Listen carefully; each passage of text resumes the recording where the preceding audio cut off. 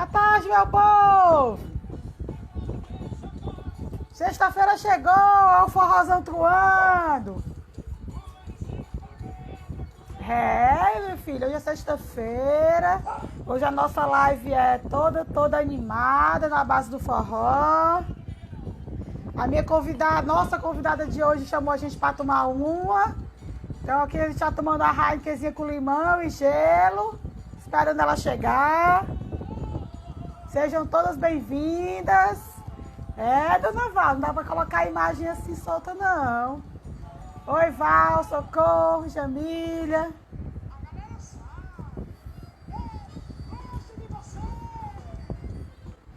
O Juan. Cuida. Pois é. A Mamari gosta de tomar uma cerveja, chamou a gente pra conversar hoje tomando uma cerveja. Como diz ela, tomar o quê? Eu esqueci até o nome da palavra que ela usa.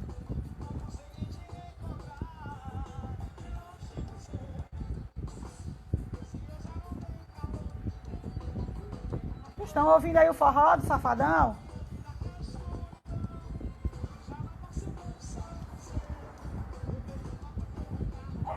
Mediana.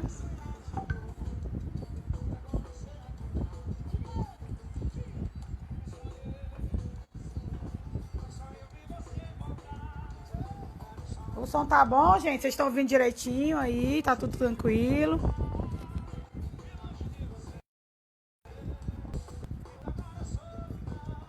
Minha filha, é forró do nosso tempo. Ah, viu, Jamília? Tá só o filé. Bem geladinha. Aqui é de cogumelo. Que é a carne que a gente bota de limão, gelo. Do copo, ó. A gente põe um salzinho. Girl Power.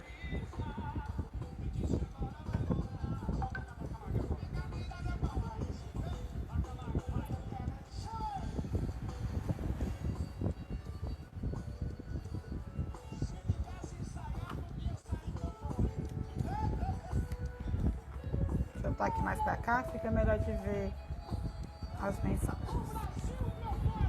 E aí, tá todo mundo bem, gente? Como vocês estão? Falando todo mundo bem. Queria agradecer, inclusive, ao pessoal que estava aqui na nossa live na semana passada. Infelizmente, a gente teve que encerrar. A gente teve não, né? O Instagram encerrou antes da Valéria se despedir. Mas ela deixou uma mensagem toda carinhosa para todo mundo aqui. Então, lá na página do Inclusive, quem ainda não tiver visto, tem uma mensagem com a leitura de um poema bem bonito da Valéria. Então, dá uma olhadinha lá. A gente teve um problema de salvar o vídeo, né?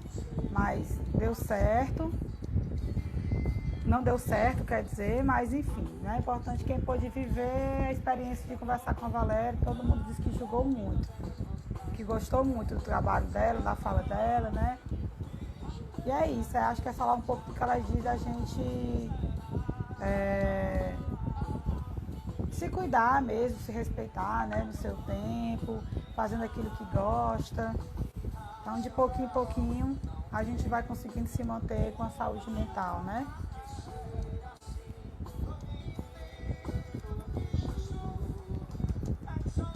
Pronto, a Mamara aqui avisando que já tá pronta. Ah, ótimo.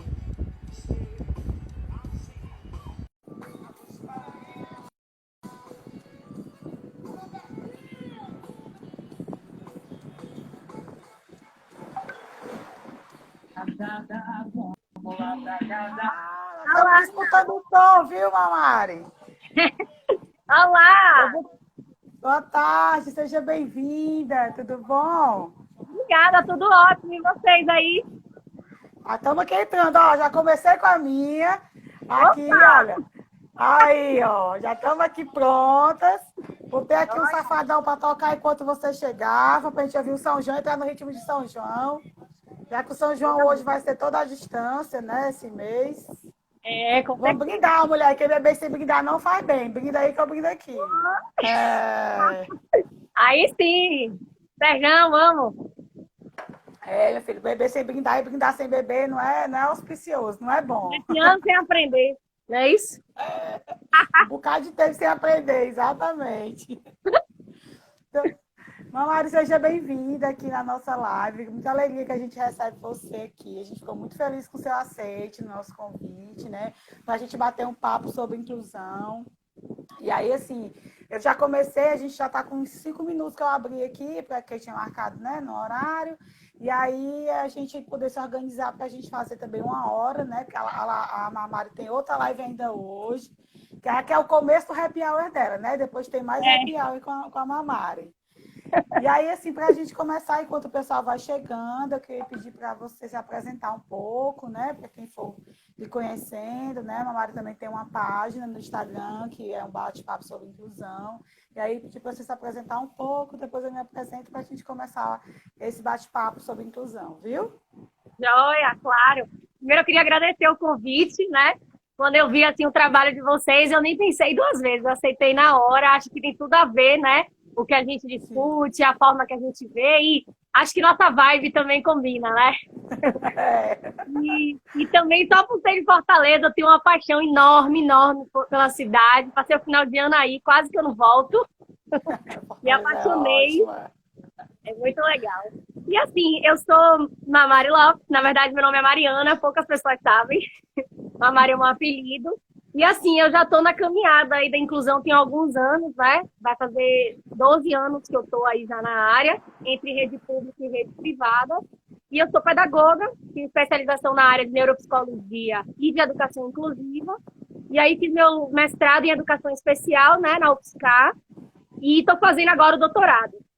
Então, eu entrei também para essa área acadêmica. No mestrado, eu pesquisei sobre os profissionais de apoio, e agora no doutorado, eu mudei ontem meu projeto.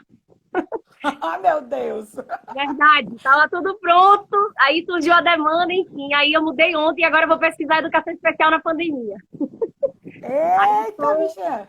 estou jogada nos Muito estudos agora, bem. passei o dia todo estudando, que eu tenho que fazer meu projeto até amanhã. Mas enfim, essa é a minha história. Corajosa, porque é um tema que não tem tanta coisa publicada, né? Então, e é mais inovador, na verdade, né? E importante. A gente estava Vai até ser uma, conversando que a gente não tem muito artigo, não tem nada ainda nem publicado, nada. praticamente, né? Vai ser uma pesquisa exploratória, na verdade, né? Que aí é mais desafiador ainda, mas vamos lá. Vai, mas vai dar certo, sim. Vai Aí muita essa é minha coragem. Isso. Essa é minha trajetória acadêmica e eu sou de Salvador, né? E tenho uma empresa também, eu fundei uma empresa de consultoria e formação continuada na área de inclusão, na qual eu estou afastada por conta do doutorado. E dou aula em pós-graduação relacionada ao autismo, né? Essas áreas de inclusão de forma geral. E agora eu sou blogueira, depois da quarentena. Menina, como é difícil esse negócio de ser blogueira, viu? Não é? Até telefone a gente tem que comprar o melhorzinho, mulher, porque é tudo muito Não mais é. difícil. Tudo que eu posto, a galera comenta. Compra o iPhone, compra o iPhone. Eu calma que minha maquininha ainda tá resolvendo. Pois é, você está funcionando, vamos usando, né? É a mesma campanha que tem com a gente também. Pois Então, é. Amara, só para você também me conhecer, né? Para conhecer, inclusive, na verdade. Inclusive, também é um projeto que vai fazer 2 meses agora, dia 13. Foi criado por 4 amigas que são pedagogas. Eu, Liliane, que todo mundo me chama de Lili. A Jamília, Neidiana e Socorro. A gente se conheceu na faculdade, né? Algumas se conheceram ainda na graduação, depois a gente foi se conhecendo na pós. Todas 4 têm mestrado na área da educação inclusiva. Eu já terminei o doutorado ano passado e a Neidiana tá em fase, está indo para a primeira qualificação aí do Ai, doutorado, né? E aí a gente conversando, a gente tem um grupo do WhatsApp, a gente conversando. Gente, a gente tem que conversar com a sala de aula, a gente tem que conversar com a escola, a gente tem que levar o que a gente tem aprendido, que a gente tem discutido aqui, para as pessoas que estão vivendo essa realidade na escola. Mas todas nós, de algum modo, estamos envolvidas com a escola, né? As meninas são professoras, eu sou professora, mas normalmente estou atuando na secretaria.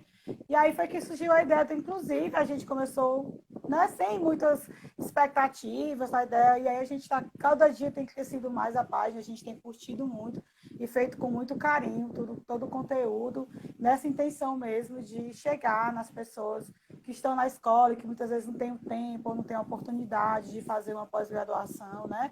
E aí essa ideia é a gente levar essa discussão mesmo para todo mundo, né? E para começar a nossa conversa aqui mais séria, nosso papo mais sério, a gente pensou em quê quando a gente convidou você para discutir sobre isso, né?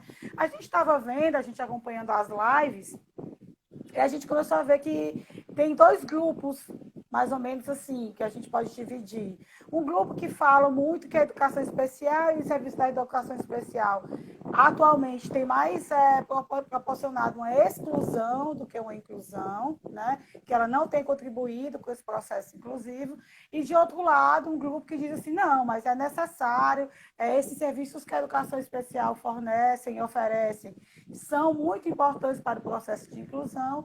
E aí, vamos conversar com a Mari para ver o que ela diz, né? A gente de cá e ela de lá, vamos ver o que ela acha, né?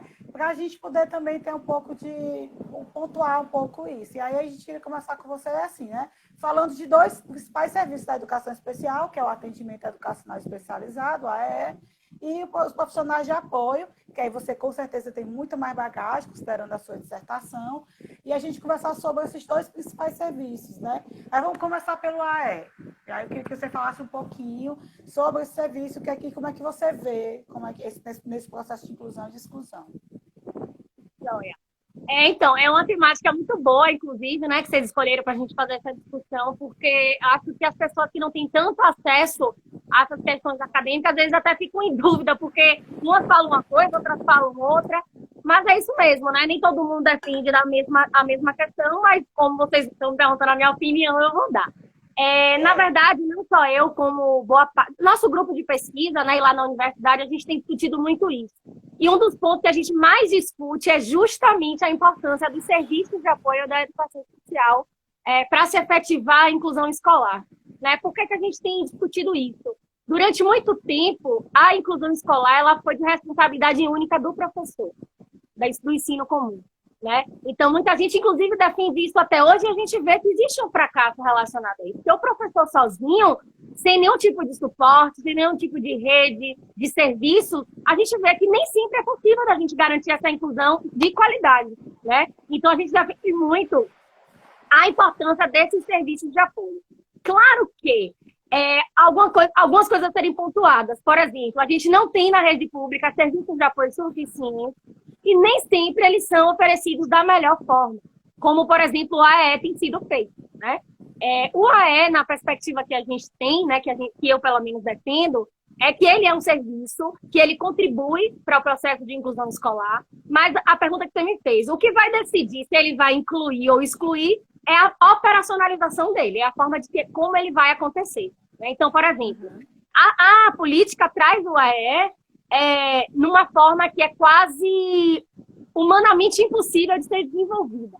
Né? Ele tem diversas atribuições para esse professor e quando a gente chega na realidade, a gente se esbarra em algumas delas, né? Porque um professor sozinho, às vezes, não consegue dar conta de todas as funções que são demandadas. Então, por exemplo, vou explicar um cenário que seria numa perspectiva exclusiva, né, de exclusão do AE. Quando a gente reduz o significado de AE para a sala de recursos, por exemplo. Essa é uma visão que ela é muito comum de acontecer e ela é equivocada, porque o AE não se resume à sala de recursos. A sala de recursos é uma das possibilidades de atendimento do professor do atendimento educacional especializado, né, mas ele não pode ser o único. Então, assim, tem acontecido, às vezes, de forma equivocada, o único serviço realizado é que os alunos vão somente fazer atendimento lá numa perspectiva clínica, né, de consertar esse aluno, por exemplo, que não deveria ser a intenção do AE. A gente vê o AE como possibilidade de parceria com o ensino comum, pensar em novas estratégias, uma diferenciação, ajustes curriculares, produção de material, sensibilização, enfim. A partir da perspectiva que você toma do AE, você pode ver ela como excludente ou como inclusão, né? Só que a gente ainda sabe que a forma que ela é trazida na legislação, ela não é a mais adequada. Então, tem essa... Eu acho até assim, a própria organização do sistema, né, Mamãe? Porque assim, eu fiz a pesquisa e teve do foco da pesquisa foi justamente essa prática colaborativa. E como ela não existe na escola, porque é uma das funções, é uma das 13 atribuições que a gente tem na legislação lá para o atendimento, para o profissional que está no atendimento, e aí a gente vê o quê? Que a escola hoje entende o AE apenas, como você disse, o lugar de consertar a criança para ela ficar habilitada para ir para a sala de aula. né? Enquanto, na verdade, a própria escola, e aí isso é uma imposição que eu vejo do sistema, não é só o professor do AE, o professor de sala de aula ou a gestão da escola, mas é um sistema que não organiza uma dinâmica que dê condições para esses professores sentarem juntos, de conversar, do professor do AE sair da sala do recurso e ir lá na sala de aula, de conversar com os professores, de planejar junto. Então, a gente vê que as escolas, muitas vezes, elas não têm essa condição de tempo, nem de espaço e nem de horário para fazer isso. E aí acaba que só fica mesmo nessa vertente do atendimento. Então, você vai ver, tem professor de AE que tem escala de 50, 60 alunos, sem ter condição de atender um aluno individualmente, né? Porque a gente tem uma demanda muito maior do que a quantidade de profissionais atuando, e acaba que, dessa organização de fato, o AE ele não vai estar conseguindo fazer o seu direcionamento para a perspectiva inclusiva. E acaba permanecendo esse isolamento, né? Esse distanciamento. Quer acabar, né? Só aproveitando o seu gancho, uma das outras questões que a gente tem discutido muito é o ensino colaborativo. Não sei se você tem acompanhado essa discussão, que ele surge justamente nesse contexto, né? Onde a gente tem um professor de educação especial que possa dar o suporte prioritário nas salas comuns. Porque a gente entende que o problema está dentro da sala. Né? O problema não está na criança, o problema está nas estratégias, na forma de didática, de como trazer o conteúdo. Então, assim, o ensino colaborativo... A barreira atitudinal do professor também, né? Também. Então, assim, o problema está do outro lado. Né? E a gente sempre está querendo vir para tentar mudar o aluno, mas o problema a gente já sabe que está do outro lado. Então, o ensino colaborativo, ele vem um pouco nessa perspectiva. Né? Não é uma realidade que todas as cidades já têm, né, obviamente, mas acho que a ideia... E até a condição... Eu acho que até a condição também de profissional formado que tenha condições de fazer isso, né? A gente, por exemplo, tem algumas realidades que a gente conhece aqui no Ceará de professor atuando no AE, mas que não tem nem especialização, nada da área da educação especial ou da educação inclusiva, né? Então, como é que a gente pode dar conta desse profissional, de fato, conseguir minimamente atuar com serviço de qualidade nesse processo, né? É um desafio que a gente encontra também, porque, por exemplo, durante muito tempo o MEC exigia um tipo de formação para atuação na sala de recurso. E assim, ele exige, mas a gente não tem esse profissional, né? Não tem, então, assim, é um outro desafio que a gente tem, porque, inclusive, a gente discute muito sobre a questão da psicopedagogia que vem invadindo esses espaços, né?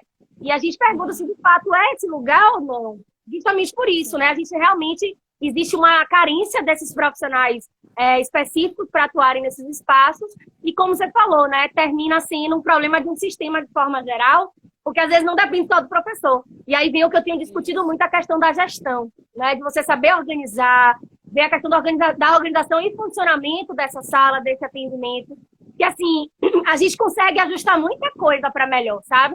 Mas de forma geral, vamos dizer assim, a gente ainda vive um cenário precário nesse sentido. A gente não tem que admitir isso, infelizmente. Então, a gente tem alguns desafios que estão postos aí, né? Isso. A gente só não pode dizer que nada deu certo também, né, Mamária? Assim, eu acho que a gente tem muito... a gente tem avançado em muita coisa. Eu digo assim, eu trabalhei com um grupo de adultos com deficiência que eles não vivenciaram essa experiência da inclusão. Eles passaram a vida inteira no processo excludente. E aí a gente vê hoje que eles são adultos que seriam tão capazes de ter desenvolvido tanta coisa, meninos que poderiam ter aprender a ler e escrever, mas que não foram dadas essa oportunidade. Alguns adultos com comportamento infantilizado, porque as pessoas infantilizam ainda esse adulto, né? E aí, quando você vai para a escola, que você vê algumas crianças e você vê já sendo alfabetizadas, já com outro comportamento, aí você vê, olha, não tá bom ainda, não é o ideal, mas também alguma coisa já tem acontecido que tem caminhado para o bem, né? Assim, do tipo, eles estarem na escola, muitas vezes forçam, obrigam o professor a pensar, eu tenho que fazer alguma coisa para dar conta desse meu aluno também. Para poder vencer esse discurso de que a escola tem que estar pronta para chegar esse aluno na escola. Perfeito, né? Concordo 100%. E assim, quem me acompanha vê que sempre eu falo assim de uma forma muito otimista e eu acredito realmente, né? Então, assim, eu também. Eu, antes de ir para São Paulo, eu rodei a Bahia toda com a empresa, né, em várias cidades.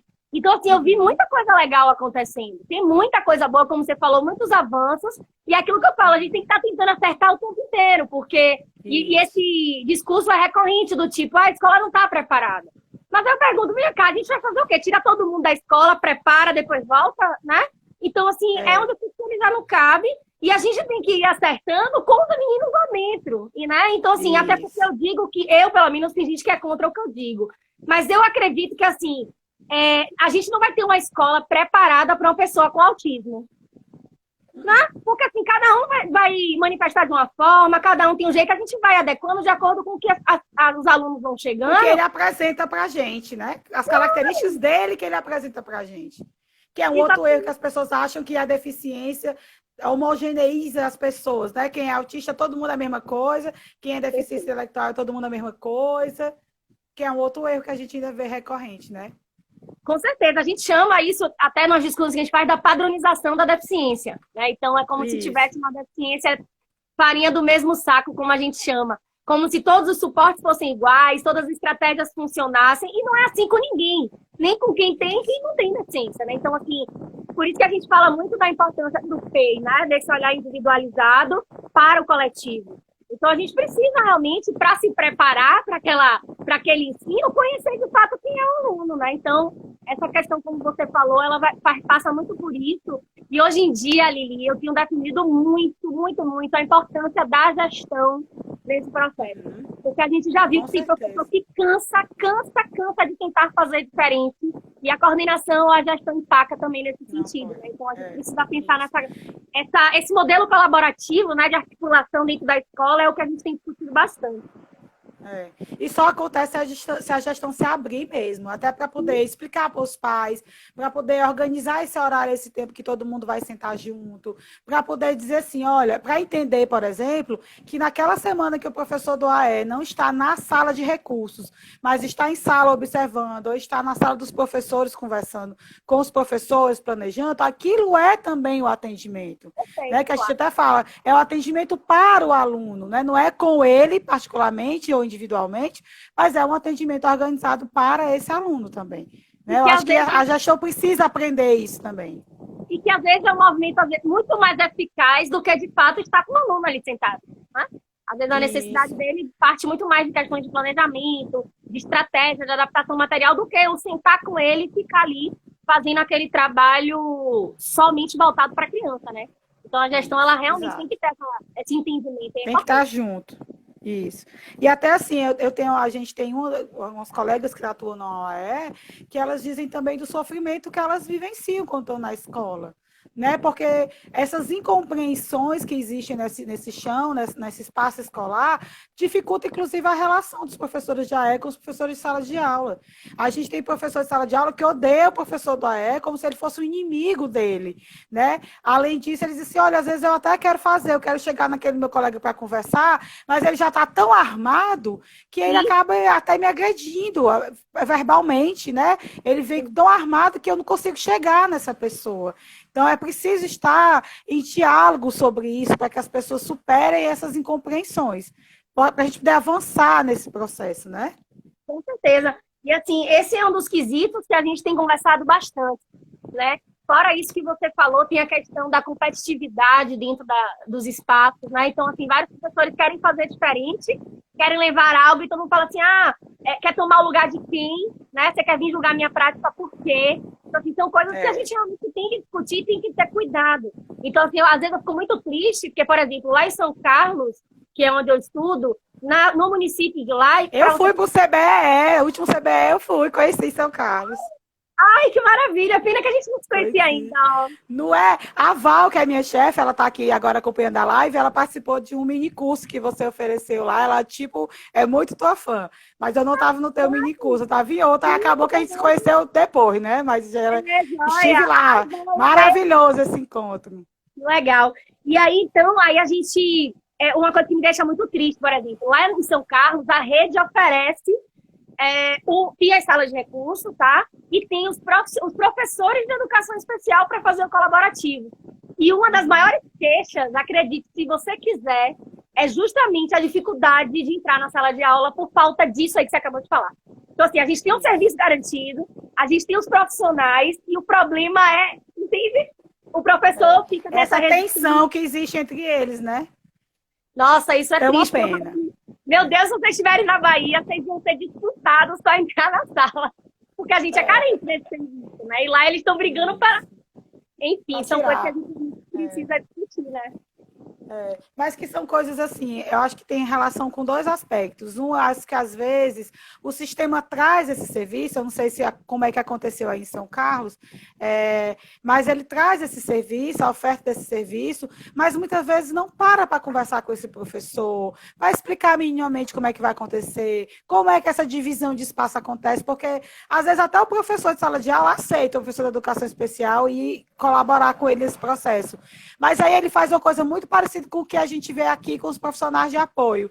Ele finge que aquele aluno já não é mais dele e diz assim, toma, querido, o pacote é teu. Você chegou na minha sala, agora esse pacote é seu, não pertence mais a mim, né? E aí eu acho que isso já pode ser um gancho para a gente ir para o profissional de apoio, né? Por causa que o Instagram tem um tempinho bem cotadinho. Eu queria que você falasse um pouquinho, Mamari, sobre o que é o profissional de apoio, qual é a função que ele exerce na escola. E aí eu queria também que você falasse um pouco do que você vê, como é que ele se constitui nos diferentes estados e diferentes municípios, né? Eu posso até falar também depois um pouco de como é que acontece por aqui. Certo. Na verdade, o profissional de apoio, eu acredito que é um dos temas mais polêmicos que a gente tem visto hoje na inclusão escolar, né? E foi um dos motivos também que eu optei para fazer meus estudos da dissertação. Então, o que é esse profissional hoje, teoricamente? Dentro da realidade que a gente tem visto, a gente vê o profissional de apoio como cuidador, né? Que é inclusive o que a legislação traz, que é o profissional de ensino médio, que é responsável pelas atividades de locomoção, higiene e alimentação, e no suporte das atividades, da execução das atividades que o aluno não consiga fazer sozinho. Teoricamente, é mais ou menos por aí. Tem município que segue, né, esse tipo de atuação e contrata os profissionais de ensino médio para fazer esse tipo de atividade, mas, ao mesmo tempo, a gente tem visto uma realidade que quem está assumindo esse espaço de profissional de apoio são os estagiários, né? Então, muitos municípios têm contratado estagiário para... Estados do ensino superior, né? Que são estudantes de pedagogia ou de psicologia, geralmente. Então, eles assumem essa função de profissional de apoio. Só que, assim, a gente tem visto vários conflitos e equívocos nessa prática. Por quê? Como a gente acabou de falar, tem aluno que não tem, por exemplo, dependência nessas atividades. E o que ele precisa é de ajuste mesmo no planejamento, de adaptação curricular, ou de material, ou de estratégia diferenciada, enfim. Questões mais relacionadas a planejamento, ensino, sabe? Questões curriculares, por exemplo. Mas aí o que é que os municípios têm feito? Como a legislação ela é totalmente vaga e indefinida, o município tem contratado esses profissionais de apoio que estão assumindo tudo. Então, por exemplo, ao invés de contratar um professor de educação especial, ou o papel do professor do AE, por exemplo, quem está assumindo, às vezes, é o profissional de apoio. E eles têm ensino médio e estão levando atividades para planejar em casa, trazendo atividades de casa totalmente descontextualizadas. É como você até falou, é como se fosse uma terceirização do trabalho dentro da sala de aula, ou seja, ufa, chegou alguém para cuidar do meu aluno e agora a responsabilidade é desse profissional de apoio. O que nos preocupa muito, por vários motivos, dentre eles um profissional que é estudante ou tem ensino médio para ser responsável por tudo isso, né? Então, a gente vê desvio de função, a gente vê sobrecarga de trabalho, a gente vê desvalorização, um monte de questões que a gente pode discutir sobre esse profissional, mas, de forma geral, é isso. Eu vi que alguém está falando que todos os professores de apoio são pedagogos. Antes de eu continuar, eu queria só chamar a atenção que a gente está falando de profissionais de apoio. São dois profissionais diferentes. Na minha dissertação, inclusive, eu trago essa diferenciação. O profissional de apoio, quando a gente fala o termo profissional, que é o que tem, inclusive, na LBI, é relacionado a esses cuidados que eu acabei de falar, tá? Que é relacionado à execução da atividade. Eu chamo até o pós. Eu defino entre pré-atividade e pós. Eles são responsáveis pelo pós-atividade, que é depois que está tudo planejado, tudo certinho, eles vão dar o suporte na execução e os cuidados básicos, são os profissionais de apoio. Já os professores de apoio é alguém formado, alguém com especialização, alguém da área para dar suporte direcionado a planejamento e ensino, que é o que a gente chama na minha dissertação. Então, só para chamar a atenção que são dois profissionais diferentes que a gente tem discutido, né? Então, a realidade ela é bem difícil, porque a gente vê aí uma precarização do trabalho da educação social, uma desvalorização, né? E assim, a gente vê que é algo que não tem sido investido e discutido muito. Então, por exemplo, dados da minha pesquisa, eu vejo que os próprios gestores dos municípios não sabem o que é que eles têm que fazer. Os próprios professores, gestores das escolas não sabem a função desse profissional e piorou o profissional de apoio. Então, Lili, só para finalizar essa fala, para você entender o que eu estou falando, tem um participante meu que ele era caminhoneiro. Perdeu o emprego e falaram, ó, arrumei um emprego para você na Secretaria de Educação, vá lá, entregou a carta. Ele virou para mim e falou, eu não sabia se eu ia ser porteiro ou diretor. Eu sabia que eu ia trabalhar na escola. Quando ele chegou lá, ele decidiu ia acompanhar um autista, como ele falou. E aí eu falo, qual é a sua função? Ele falou, corredor. Aí eu, por quê? Porque eu corro o dia todo atrás do meu aluno. Entende? Então, assim, totalmente ele não sabia o que ele ia fazer, ninguém explica, não tem formação, não tem seleção, não tem... Enfim, então tá uma função meio deslocada aí dentro, apesar de ser necessária, precisa dessa definição de papéis, principalmente, né? Até onde pode ir, o que é que ele precisa saber, porque eles nem sabem. É assim, o que é que eu vejo aqui, né? Até o artigo que eu levei para o CBE era sobre profissional de apoio também, né? Por coincidência, olha aí, mas era sobre profissional de apoio. O que é que a gente tem vivido em algumas realidades aqui próximas a gente de Fortaleza, né? E região metropolitana. A gente tem visto muito isso, o contrato de pessoas do ensino médio, em alguns casos sem qualquer seleção, é só mesmo indicação política, ou abre vaga para inscrição mesmo, a pessoa vai lá, se inscreve, não necessariamente precisa ter alguma experiência na área, ou, como você falou, a questão dos estagiários, né? E aí o que acontece? Qual é, eu acho que o grande diferencial que a gente tem em alguns lugares? Em alguns municípios, é exatamente como você disse, contrata, joga lá e ninguém sabe o que é que vai fazer, ninguém orienta ninguém acompanha esse processo dessa pessoa que está lá na sala de aula, ninguém explica mesmo o que é que vai acontecer. E já em outros municípios a gente tem visto que existe um cuidado de acompanhamento, de formação, né? De orientação, de falar sobre isso com gestão, né? Com os professores. E aí, assim, a gente ainda não considera, talvez, a situação ideal, mas algumas coisas mais próximas daquilo que a gente considera. Porque o que acontece, do meu ponto de vista, acho que uma dificuldade que tem também é que não existe uma legislação, Mamara, que diga isso claramente. Quem é esse profissional? Qual é a formação que ele vai ter? Como é que vai ser o papel dele lá na sala? Porque a gente tem... ele é citado em diferentes documentos, né? Como a lei da pessoa autista, como a lei da inclusão, mas ninguém fala claramente o que é que ele vai fazer. Então, algumas leituras você entende que é locomoção, alimentação e higiene pessoal. Em outros documentos você entende que existe uma abertura para que ele auxilie esse aluno nas tarefas pedagógicas, nas atividades pedagógicas. E acaba que cada município faz a sua própria leitura e vai fazendo do jeito que acha que é, né? E aí, mas em geral, o que a gente também presencia é esse professor fazendo justamente o quê?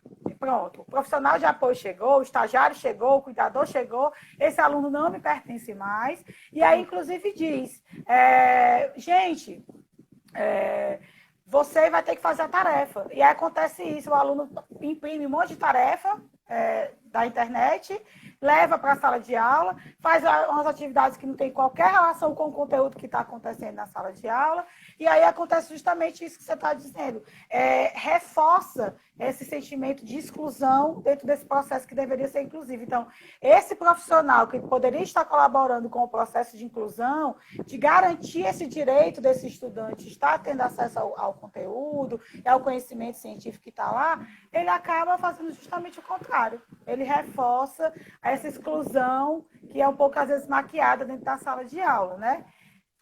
Exatamente, mas é isso, é um serviço que eu acho necessário, importante, mas, mais uma vez, a forma como está sendo posta, ela pode trazer alguns equívocos. Então, cabe a gente estar discutindo realmente esses assuntos, né, a nível de política pública, porque, por exemplo, como você trouxe, a LBI, a única coisa que fala, para quem não sabe, a Lei Brasileira de Inclusão, a única coisa que fala sobre esses profissionais foi o que eu acabei de te dizer aqui.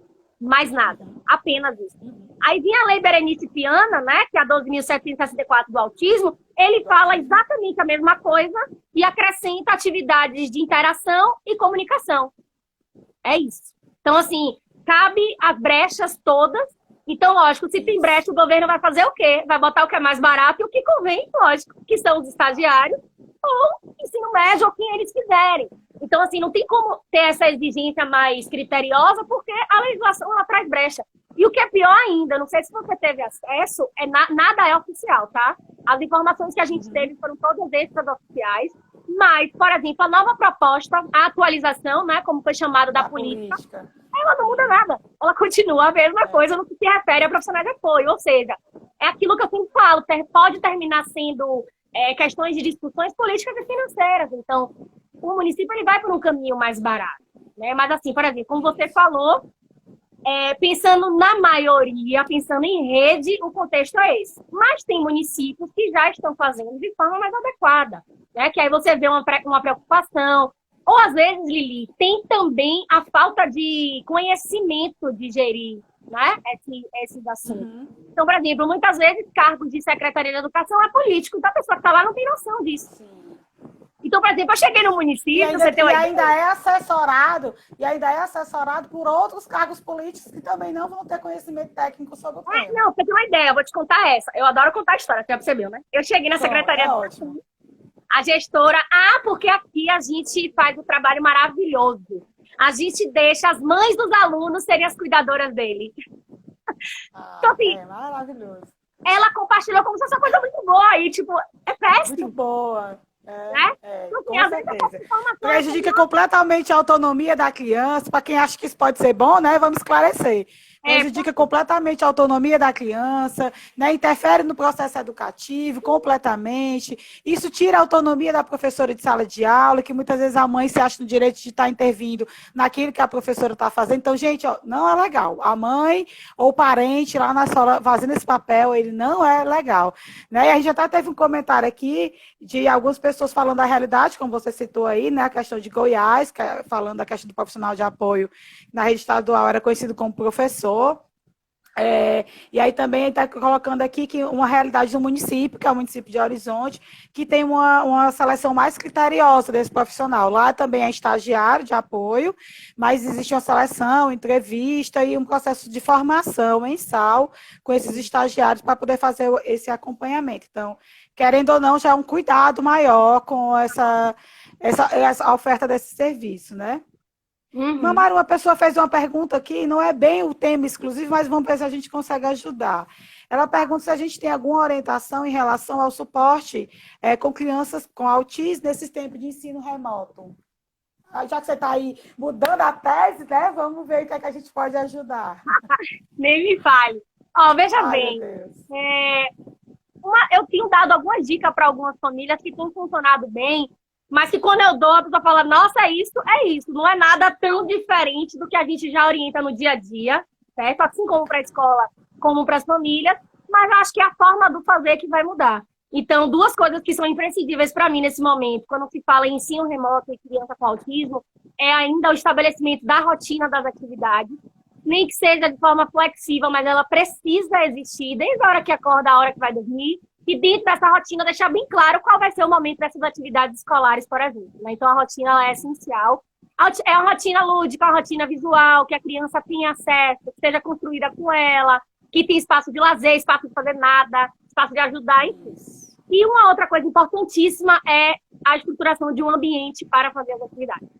Isso também tem ajudado muito. Então, eu tenho visto que mãe que está querendo que o aluno, a criança deitada na cama, faça atividade. Vai ser um processo muito mais difícil. Ou está comendo, fazendo atividade. Então, tem que ter a hora para cada coisa e um ambiente. Bota uma mesinha, uma cadeirinha, um bonequinho que ele gosta, algo que se identifique, que tenha conforto, né, envolvimento.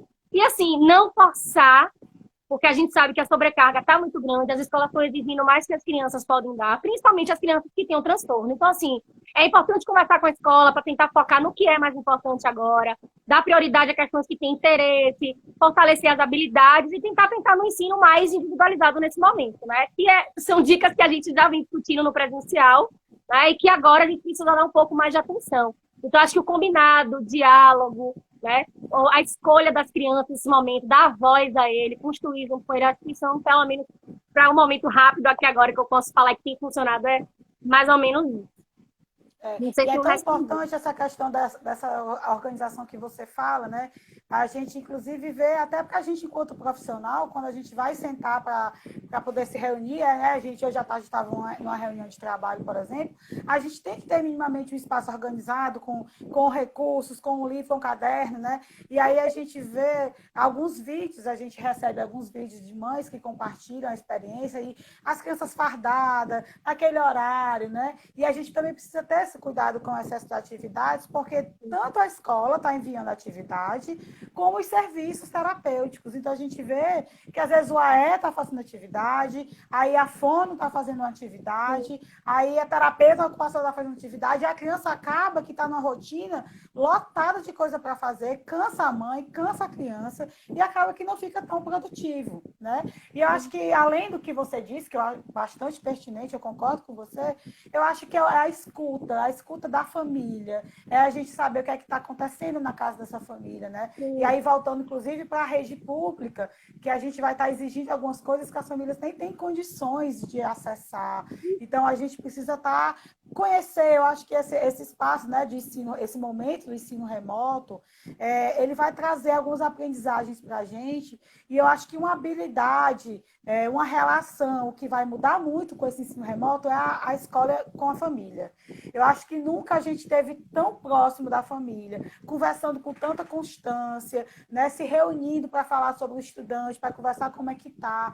Eu espero que quando a gente passar essa fase, que tomara que já passe, a gente consiga perpetuar esse movimento de aproximação da escola com a família, né? Que é muito importante, muito importante. Então, eu tenho defendido muito isso, Lili, mas infelizmente eu não tenho visto tanto esse movimento. E às vezes eu até fico brincando, porque eu comecei a cozinhar agora na quarentena, né? E quando fala em pedir para os pais ajudarem, por exemplo, eu fico imaginando que é como se fosse assim, ó, Lili, faça um bolo. Você vai usar farinha de trigo, açúcar, ovo e, sei lá, e chocolate. Faça aí seu bolo. Você não sabe como você vai usar, qual a dosagem dos ingredientes, o que você faz primeiro, o que você mistura com o quê. Às vezes eu sinto as famílias nesse sentido de meio perdidos em como ajudar, por exemplo. Então eu sempre falo para a escola... Ter cuidado com o que vai ser orientado, né? Com a orientação, exatamente. Né? Assim, essa orientação do pai, ela é muito mais importante dos pais, das famílias, e assim, saber exatamente o que é que pode ser feito, como é que está vivendo, do que você mandar 10 atividades achando que você está contentando em conhecimento e conteúdo, né? Porque às vezes ele não vai conseguir fazer. Então, assim, é uma discussão que é muito boa de ter, porque a gente precisa refletir muito. E hoje eu estava discutindo com uma coordenadora e a gente pensou, o pós-crise vai ser muito pior do que a gente está vivendo agora. Então, a gente tem que começar a pensar, né? O que é que dessa pandemia toda a gente aprendeu, como você está falando, quais são as habilidades, porque certamente a gente vai usar depois. Né? A gente não vai voltar do jeito que a gente está. Então, a gente eu também acredito que não.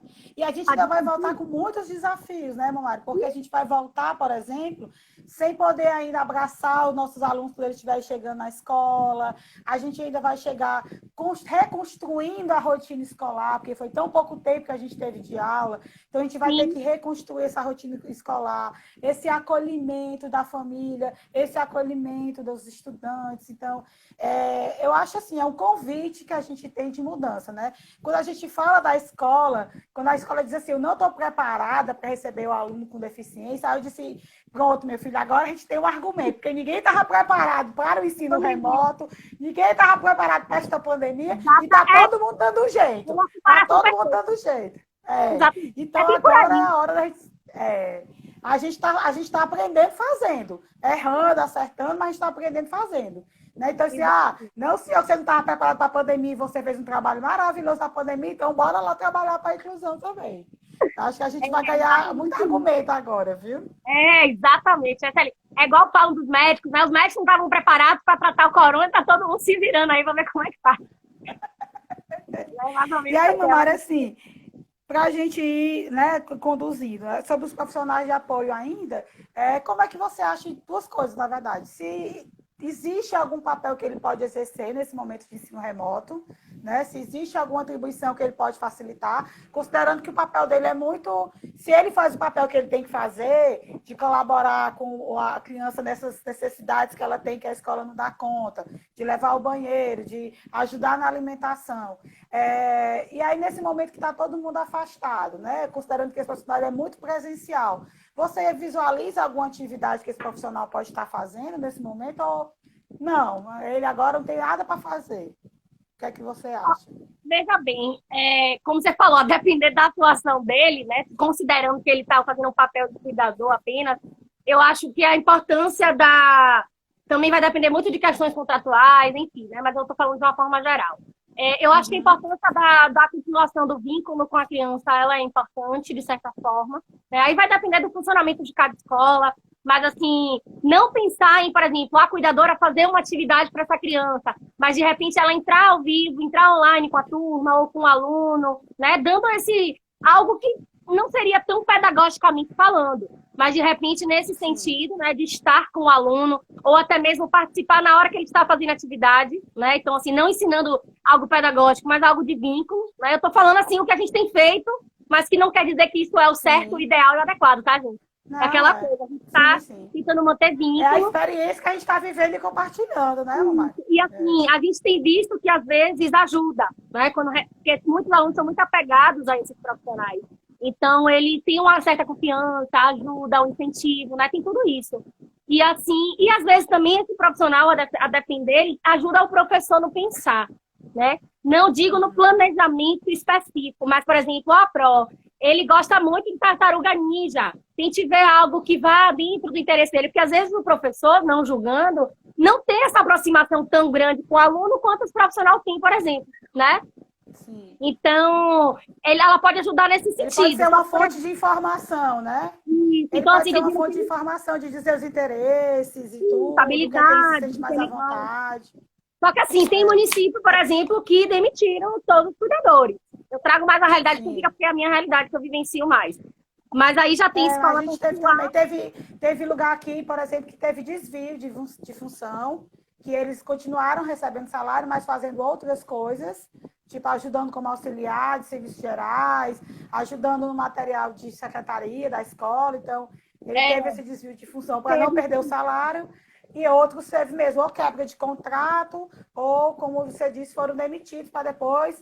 E aí, imagina aí, quando a gente voltar para o ensino presencial, e aí esses municípios vão ter que fazer esse recontrato, então, todo mundo selecionado de novo. Quanto tempo esses meninos vão ficar sem ter esse apoio na sala de aula, né? Porque eu acho que é uma coisa importante. O profissional de apoio, ele não é apoio do professor, ele é apoio do estudante. Porque tem professor também que faz isso, né, Amado? Pega o professor e aí, aliás, pega esse profissional, muitas vezes ele deixa a criança desassistida para poder ele ser um apoio da sala de aula, né? Não impede, mas que ele não é essa a função dele. Eu tinha até colocado aqui, para eu não esquecer de falar, e alguém comentou que, eu não me lembro, algum participante aí falou que o professor às vezes escraviza o profissional de apoio. Existe mesmo. Né? Claro que, assim, eu não defendo... É porque, assim, tudo que eu falo, eu tenho que ter cuidado, porque às vezes as pessoas levam aquilo como uma verdade absoluta, e não é, tá? Isso. Eu fico tentando ir e voltar o tempo todo. Porque, por exemplo, eu, de forma geral, não defendo que tem que ser 1 a 1. Um profissional para um aluno, tá? Mas vai ter aluno que vai precisar de um para ele, vai. Por exemplo, minhas crianças que têm a síndrome congênita do Zika vírus, ele precisa de apoio o tempo todo. Porque tem que andar, em falar, em comer, ir no banheiro, enfim. Mas, trazendo de uma forma geral, eu não defendo 1 a 1. Mas o que você falou é muito importante, porque, por exemplo, o que é que a gente tem visto? Às vezes o professor do comum, não estou julgando, estou trazendo experiência, ele exige que é como se ele virasse um auxiliar do professor. Então, ele que corta todos os papéis, ele pinta a parede, ele apaga quadro, ele que bota lanche para todo mundo, e quando você vai ver, a criança dele quer ir no banheiro e às vezes faz xixi nas calças porque o cuidador dele não estava ali naquele momento. Não está lá. Isso. Então, assim, uma coisa que eu queria chamar a atenção é para isso, a prioridade é o suporte para os alunos público-alvo da educação especial. Não que tem que ser sombra, mas que ele tem que atender, tem que garantir, né, esse acesso à aprendizagem, o acesso e participação dessas crianças, e tem que ter esse cuidado, porque ele está ali para isso. Uma outra coisa que eu queria chamar muito a atenção, que você também trouxe na sua fala, é um suporte de apoio à inclusão e não um suporte de apoio à escola, teoricamente. O que é que eu quero dizer com isso? Um dos meus participantes falaram assim, qual a sua função? Ele falou, quando o aluno com deficiência atrapalha a aula, eu vou lá e tiro ele. Ou seja, ele não está sendo um suporte de apoio à criança. Ele está sendo um suporte de apoio, tipo, vamos não atrapalhar a sala, né? E eu tô ali para fazer isso. E essa não A gente ri, mas é de desespero, né, Mamari? O quê? Olha, você lê minha dissertação, você ri e chora o tempo inteiro. Mas assim, se você me perguntar o que é que você acha que tem que ser feito para melhorar isso, por exemplo. E eu tenho super esperança, tanto que, né, a minha empresa ela faz isso hoje, inclusive. É justamente o que alguém disse. Se a gente não está perto do ideal e do perfeito, a gente tem que trabalhar com o que a gente tem, mas a gente tem que tentar acertar dentro do nosso contexto. Então, por exemplo, é estagiário que você tem, é profissional, é cuidador, ensino médio que você tem, pronto. O que a gente pode fazer para melhorar isso? Porque eu, enquanto pesquisadora, defendo o ideal. Mas eu, enquanto profissional, que eu estou no chão da escola, eu sei que eu não posso ficar sempre defendendo o ideal, que às vezes é longe. Então não dá para dizer, fica gente... muito distante.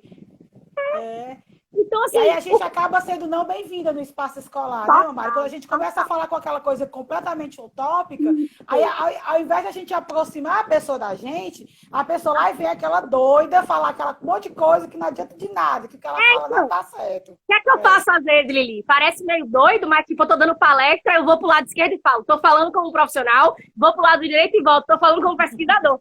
E às vezes não dá. Enquanto pesquisador, eu tenho que dizer o que é o ideal, o adequado pra gente seguir até lá. A gente tem que ter o norte do ideal, sem dúvida. E a gente pesquisa para mudar lá, né, as políticas públicas, enfim. Mas enquanto profissional, enquanto não tem o ideal, o que é que a gente pode fazer? Aí eu realmente tenho investido nisso, que é a importância do processo seletivo, você avaliar perfil, até o próprio interesse. Tem gente que não quer estar fazendo esse trabalho, né? Então, ver interesse, ver o perfil, ver a experiência, isso tudo já elimina boa parte dos problemas, né? O segundo ponto é a questão da formação. Ela é imprescindível, até porque é uma função relativamente nova no contexto escolar. Então, a gente precisa ter um monte de conhecimento que a gente não tem, mesmo vindo no contexto escolar, a gente não tem.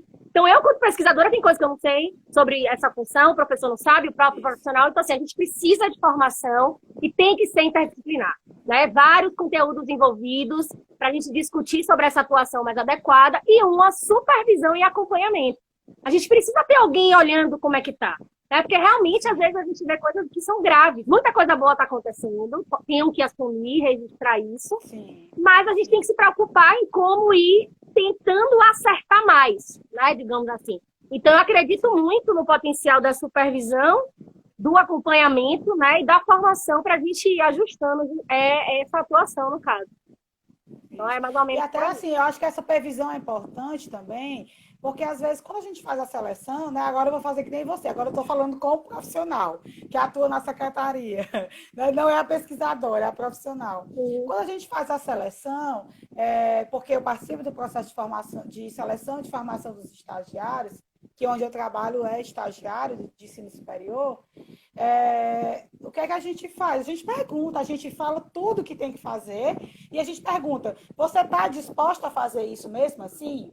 E às vezes é a primeira experiência de trabalho dos meninos, das meninas que estão chegando lá, e eles dizem, não, tô demais e tudo. E aí a gente vai participando do processo de formação, vai aprofundando mais, e aí tem uma hora que a gente vai para a escola e vê assim, olha, ainda assim, a gente em processo de formação, a gente explicando, a pessoa ainda não está entendendo o que é que tem que fazer, então às vezes a gente chega lá e ela está assumindo um papel que não é dela, ela está levando as tarefinhas que a gente cansa de dizer que não é papel dela fazer, e também ela diz assim para a gente, olha, não dá.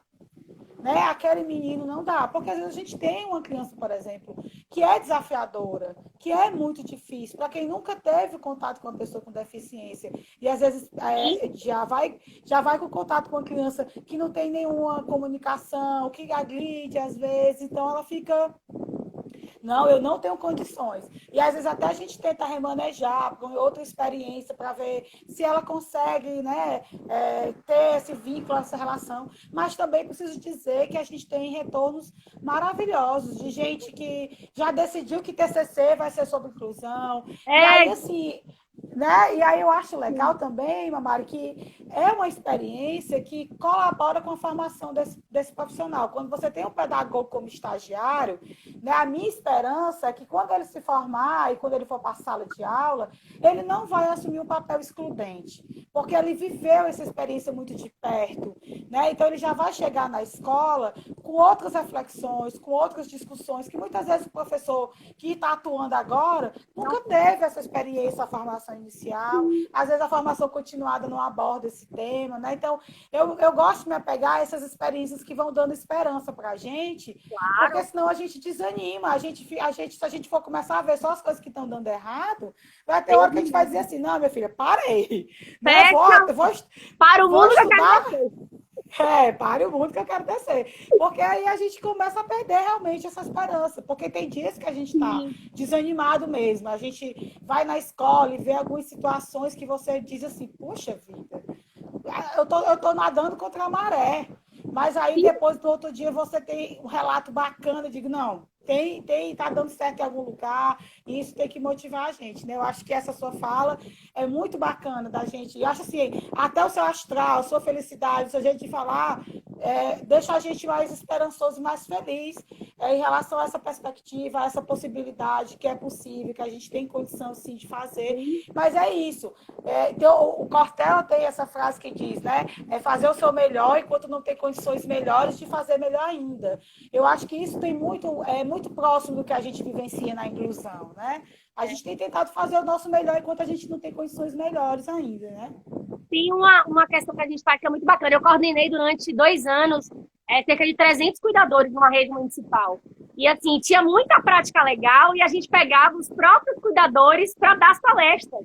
Quer dizer, tipo assim, galera, isso aqui que eu tô fazendo é na escola do lado, dá certo, né? E você faz assim, aí pronto. Porque, assim, às vezes quando você leva doutor, pesquisador, alguém muito distante, não desmerecendo, porque eu sou quase doutora, né? Respeito total. Mas, assim, é bom você aproveitar uma experiência real e próxima, porque, gente, isso dá um gás fora do comum. Então, ele fala assim, por que minha colega conseguiu e eu não? Né? Então, isso anima. E quando você traz que serão professores melhores, eu concordo plenamente. A minha preocupação é que a gente tem que estimular cada vez mais para que tenha experiências melhores, porque a gente corre o risco também, que aconteceu na minha pesquisa, de desistência do curso. Então, por exemplo, teve estagiário que falou, eu não estou estudando para empurrar a cadeira de roda e trocar fralda e limpar a baba de ninguém, entendeu? Porque a condução... Mas que por um lado é muito bom, porque aí a gente não vai ter o risco de ter um professor nessa condição lá na escola, né?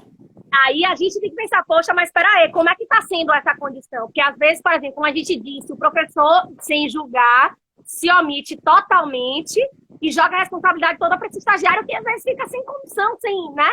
Então, gente, eu tô tranquila com o tempo aqui, viu? Vocês que mandam. Minha live não, mas a gente vai encerrando, viu, amiga? Porque falta bem pouquinho tempo. Então, me avisa. Então, bora. Infelizmente. Tá tão legal. Tá ótimo, tô adorando o papo com você, meu Mário.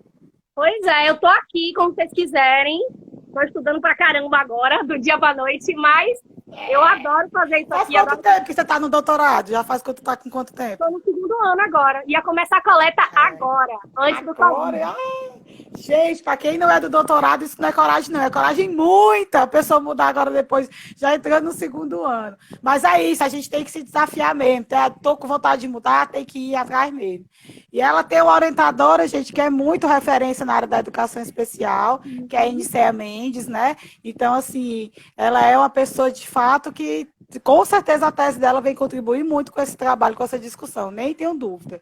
Mas, Mamara, assim, eu liguei o cronômetro, a gente está com, deixa eu só ver aqui, a gente está com 2 minutos, aí eu acho que a gente já pode, eu vou pedir para você falar, né, das suas palavras finais, mas antes eu quero agradecer em meu nome, o nome das meninas do Inclusive, tanto o seu aceite, que foi imediato, gente, falei com ela mesmo, ela, sim, claro, e aí, assim, as suas colocações, as suas contribuições são pertinentes, né, eu acho que a gente tem que estar o tempo todo falando, para uma pessoa, para 10, para 20, para 100, o importante é que a gente tem que estar discutindo sobre o tema, né. E aí eu quero lhe agradecer muito por essa conversa e vamos já marcar outras, viu? Claro! O Na pessoal hora. tá pedindo, o pessoal tava pedindo que a gente desligasse e voltasse. Não, ela tem compromisso, ela tem que descansar para o próximo happy hour dela. Mas aí a gente vai marcar outra com a Mari, com certeza. Pronto, olha, eu agradeço de coração. Eu amei mesmo. 30 segundos para acabar, amiga. 30 segundos para acabar, corre. Galera, agradecer a todo mundo, amei, amo o trabalho de vocês, estou à disposição. E quem quiser, ó, meu Instagram tá aí. Eu vou continuar outra live agora às 7 horas e vou falar sobre o PEI, que é o Planejamento Educacional Individualizado. Eu espero todo mundo lá. Sucesso e obrigada. Estou à disposição. Obrigada, viu, querida? Vem a Beijo, Fortaleza. Com certeza.